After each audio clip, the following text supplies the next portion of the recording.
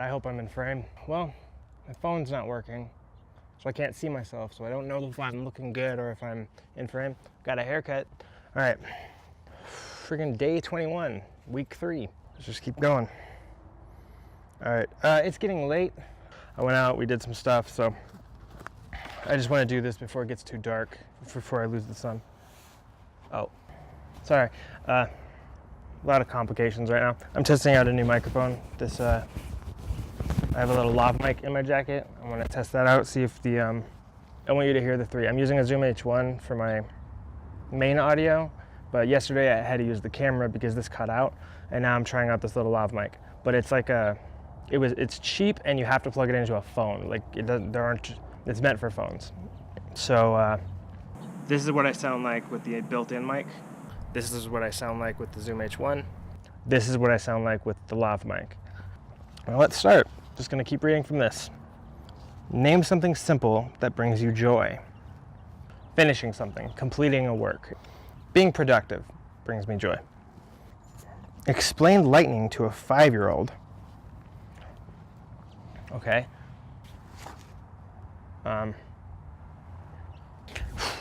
Okay, so lightning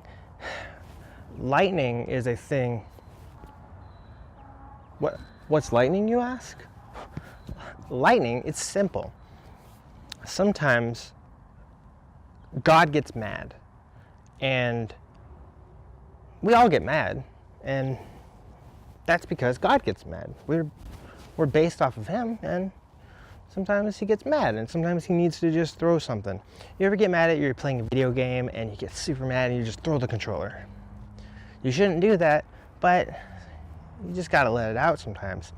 Sometimes God needs to express himself, and he doesn't want to necessarily hurt anyone, so he just throws that lightning down there and hits nothing. That thunder, it's satisfying. That's him yelling. Wah! Wah! He yells a little late, I'll admit, but that's what happens. Sometimes he gets mad, and sometimes he hurts people. He'll accidentally hit a person or an animal or start a fire in a forest. And that's why you don't throw your stuff. Do you understand? No questions? Good. Name something you stockpile because you're afraid to go without it. I guess I collect things. I like to collect bags and different like storage, like containers. I don't know why, I just like it. Like if I'm at a thrift store and I happen to see like a big, not too bad duffel bag and it's only like $3, I'll always buy it. Sometimes like you need to go somewhere and you want to bring your stuff. I have a lot of stuff, and sometimes I want to bring like camera equipment down and light stands and all that stuff, and it's like I just recently bought a bag specifically for my light stands because I want to be able to do this when I go down the hill. And I made a bag for my light stands out of a towel and some twine, and it's fine, but it's just so ugly. It looks terrible. It looks like trash because it's just a white towel with like white and blue twine, and it just looks bad. It worked, but I bought it, so I just bought a nice little, not nice, I get the do I have a mark on my face? I collect bags. I also like to collect like survival gear. Like my girlfriend bought me this shovel that you can take the head off and put an axe head. That it's like a little hatchet, and you can take that off and you can take out of the handle. You can take out a little saw and a knife, and then you can put that there instead. It's just like this neat little multi-tool, like a big multi-tool. And like I just like useful things, like this little guy. This is handy. It's got some stuff that you wouldn't expect. Like, it's got scissors.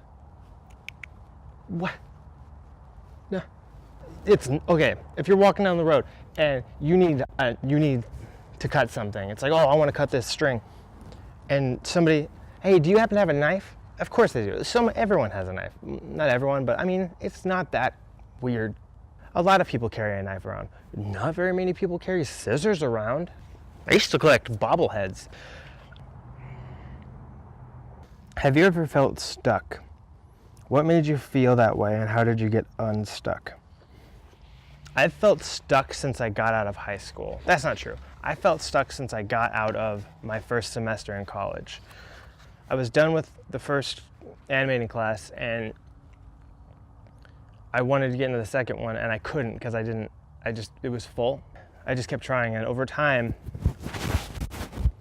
it just got harder and harder, and I slowly started spiraling down. And I don't want people to worry about me. I don't like to tell people things that would make them worry, but I also don't like to lie.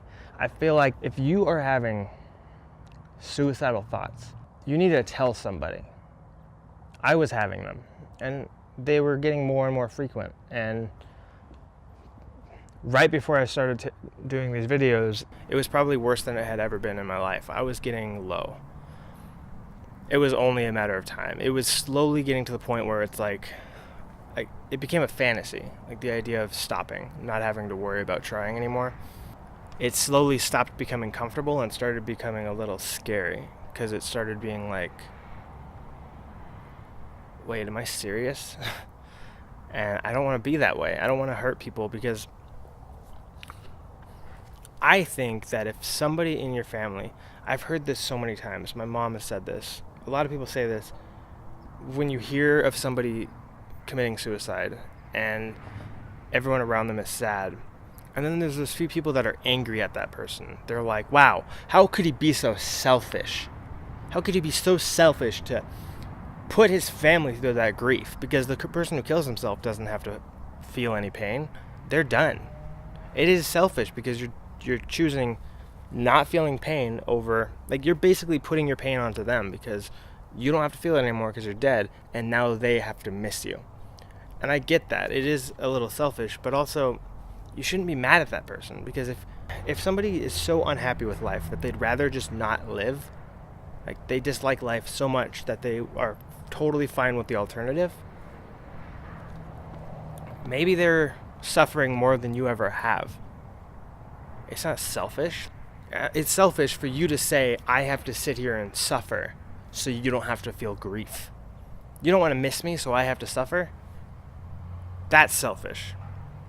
I was getting pretty low, and I wasn't that bad. I wasn't a serious threat. I wasn't an immediate threat to myself. Hold on.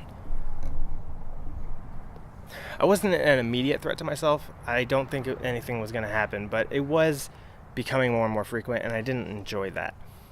And if that makes you uncomfortable to hear, get over it. Important shit needs to be said. Like, I'm sorry if you don't want to have this discussion because you're uncomfortable hearing sad stuff. If you're uncomfortable talking about sad stuff and you tell your friend that, when they have some sad stuff to talk about, they're not going to want to go to you. And what if you're the only person they have? Wouldn't you rather just deal with that uncomfortable moment than know for the rest of your life that you're the reason they ended it? You're not the reason, but you could have helped them and you chose not to because it was a little uncomfortable. It was tense. Fucking suck it up. Help your friend. And how did you get unstuck? I'm not unstuck. I'm still there. I started doing this because I needed it. I need this. And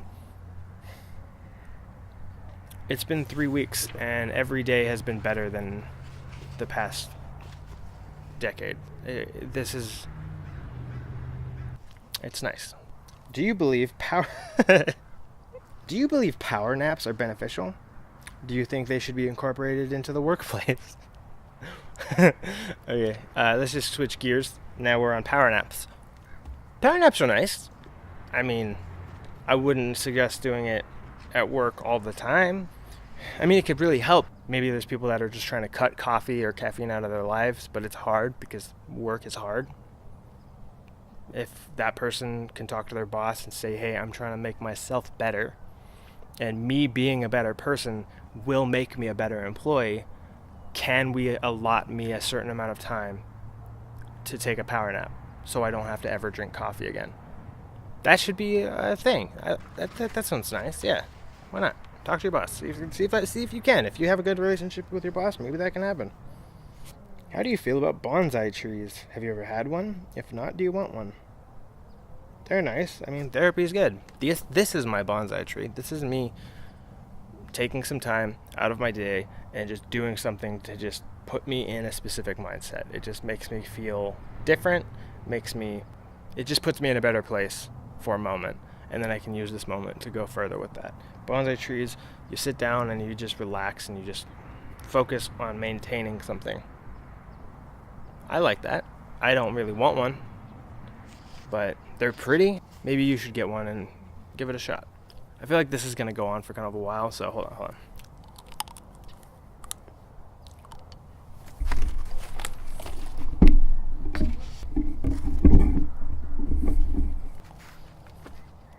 Alright. In your opinion, who has done the most for civil rights? What did they do that inspired you greatly? I don't know. None of it's inspired me because I don't really pay attention. So I guess like just the names you hear. I don't know their Martin Luther King. Do you believe every cloud has a silver lining? I don't necessarily know that there's always a silver lining, but you can find it if you look hard enough. A line that my mom used to say that really stuck with me is, if you look for something hard enough, you're gonna find it, whether it's there or not. So, I mean, yeah, if you need it, you can always find a positive. I would help you with that. Like, that's just, it's especially if somebody else. If you're having trouble seeing the silver lining, give it to someone else. Tell someone else your problem, because the hardest part about giving advice to somebody is that they don't want to take it. You want advice, you ask for advice, but you need to actually be willing to hear the advice and apply it to your life. Because if I tell you, hey, you should try this out, you're going to say, yeah, maybe you're right, and then not really do anything with it. Like, you need to be willing to listen and use advice. That's advice. But yeah, if you're willing to actually get advice, know that that's on you to accept it. Go to a friend, tell them, this is the problem I'm having. How would you deal with this situation? What's great about this? And then they could probably tell you, because it's way easier to see.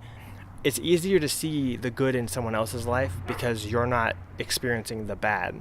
The pain isn't getting in your way like it is for them. They don't feel your pain, which means they're in a good position to see why it's not so bad. You should actually value that. Listen to it. That's advice. Have you ever judged someone and later felt guilty about it? How did it change you? In high school, I would always make judgments because that's what you did. Everyone made judgments, and people stuck with each other. You followed rumors. You listened to rumors and used that to define somebody. And I always kind of disliked it, but I did do it. I was guilty of that. As I got older, I try to avoid that now. Everyone tries to do good, but I mean, yeah, I know that it's hard. Like, just because I say I try to do this doesn't mean I'm gonna. I try not to ever judge people, and that is because I used to. So yeah, I have judged people, and afterwards I felt horrible about it because they don't deserve that. They're a whole person, and that guilt is why I don't do that anymore. That's how it changed me. Do you believe the truth always comes out? Do you believe the truth always comes out? Has the truth set you free? The truth does come out, unless you're a good liar and you're willing to commit to that lie for the rest of your life. That's why I don't lie. I would rather be embarrassed. There are exceptions. There are times where it's like, that's just a little embarrassing, and like, I can tell lies if it's the kind of lie that as soon as we're done talking about this, that's the last time it'll ever come up in our lives. Like I can forget about it immediately, and then later on, if you ever do remember it and you're like, hey, remember this time you did that? I'll just tell you, no, that was a lie. Sorry. I remember that, and I remember I lied. I take it back. The truth doesn't set me free because I'm not imprisoned. What makes you feel complacent? What is complacent?